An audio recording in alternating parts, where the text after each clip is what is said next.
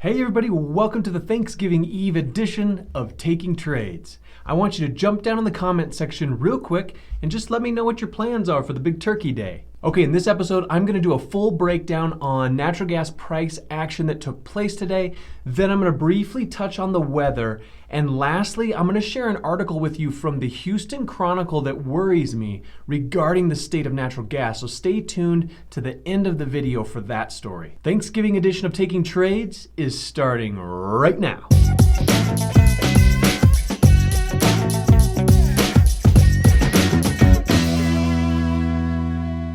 All right, first up, the charts. Let's jump in. Okay, /NGF20. We've got it up on the daily chart.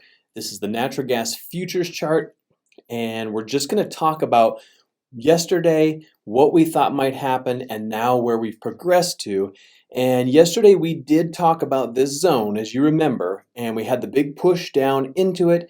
We saw it respecting that zone, so we weren't certain what was going to happen next, but we thought there was a likelihood that it would bounce off that support level, and then in combination with possible colder weather that we could move back to the upside. But what are we getting?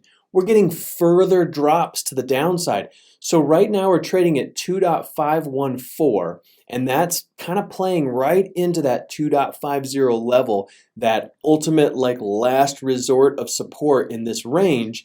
And then if we go below this level, I do think that if we scan out, we're looking at a couple tails that are down here, but we are about to all-time lows in /NG, and it's just been craziness. So we are very, very low, and this is going to tie into the article I'm going to share with you in terms of lower prices and sort of doom and gloom surrounding natural gas, so we will get to that.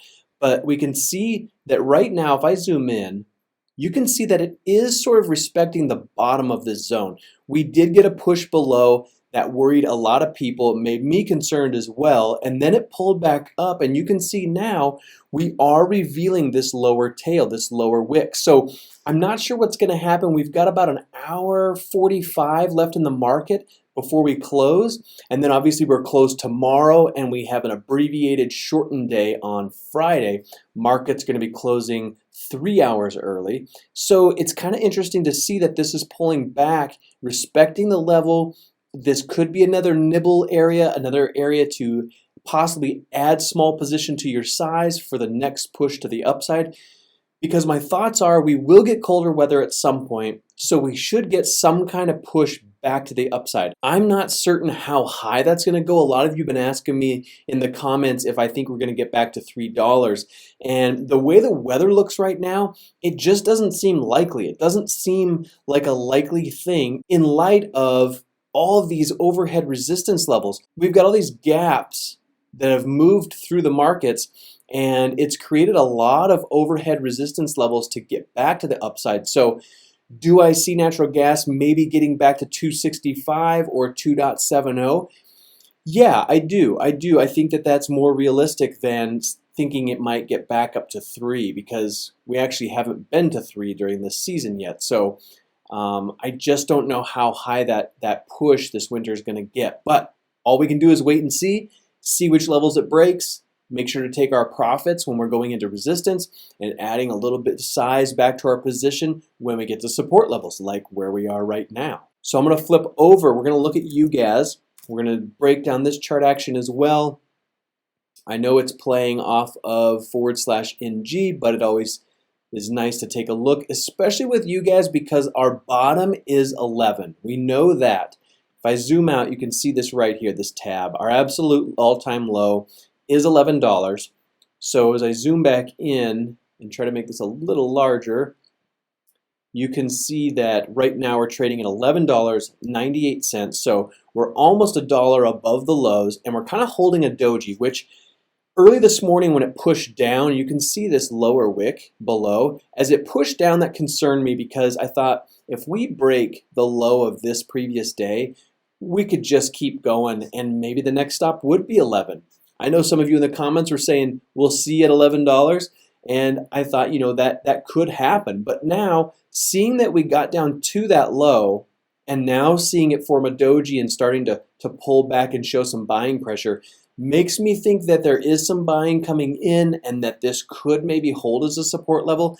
Again, do your own due diligence, don't take my word for it, but it does kind of look like price is slowing, like the action is slowing right here. Now, the other thing to consider is we are going into the Thanksgiving holiday here in the US. So what that could mean is decreased action. If you look at this candle for volume and you look at it relative to other candles, it's a little lower.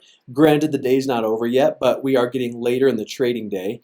And, it's just been overall lighter volume. Markets will be closed tomorrow, and then the markets will be on an abbreviated schedule for Friday, like I said. So overall volume could be very slow, on Friday in here. So we could get some dojis that might be kind of a false reading. It might just be low volume that caused these dojis, not necessarily price action trading from a good volume of traders.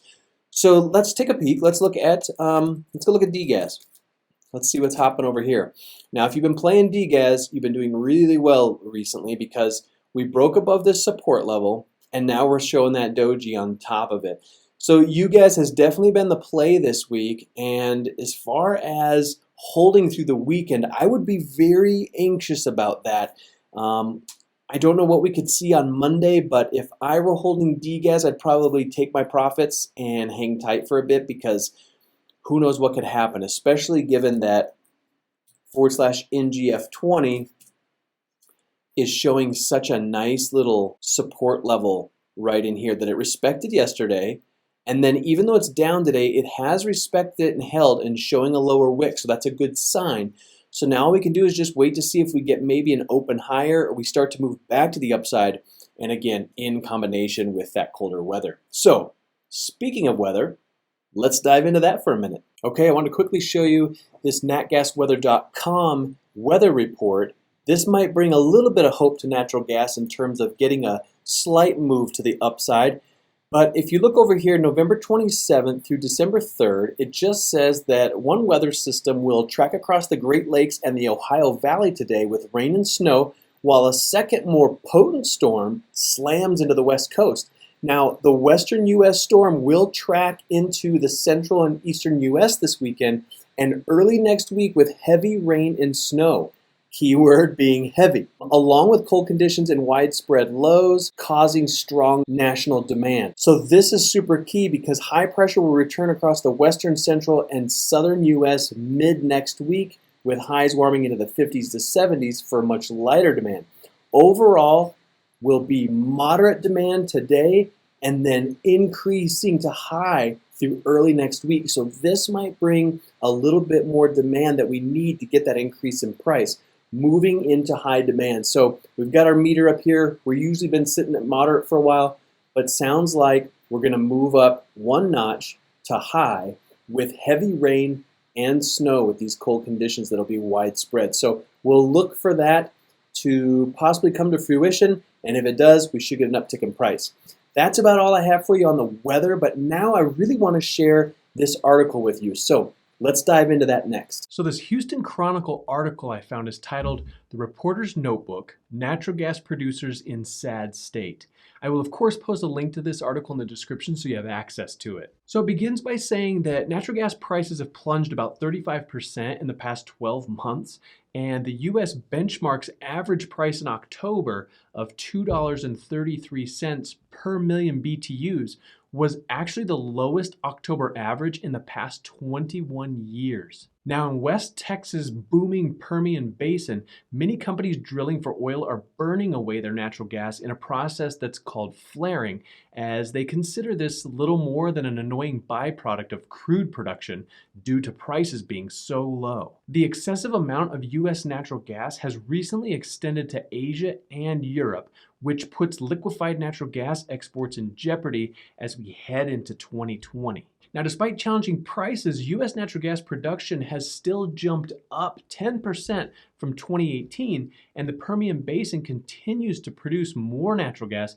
despite the upset of many companies. Now, this article goes on to talk about the S&P 500's index for oil and gas and how it's down about 40%. It also touches on Chesapeake Energy and shows that it's down more than 80% over the previous 12 months. So this article really has me thinking about the near future for natural gas and those ETFs, ETNs, and indexes that are surrounding this commodity. So I'd love for you to share your opinion on the state of natural gas and also to answer the question, should we be worried about natural gas? Let me know below in the comments. Hope you have an amazing Thanksgiving and we'll see you next time.